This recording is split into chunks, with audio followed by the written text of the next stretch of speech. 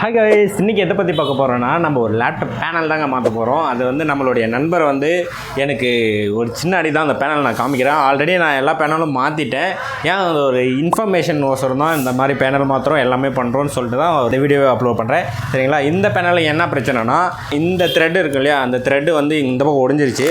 அதே சம்டைம் இந்த mouse பேடும் work ஆகலை. அந்த மவுஸ் பேடுமே மாற்றியாச்சு, கீபோர்டுமே மாற்றிட்டேங்க.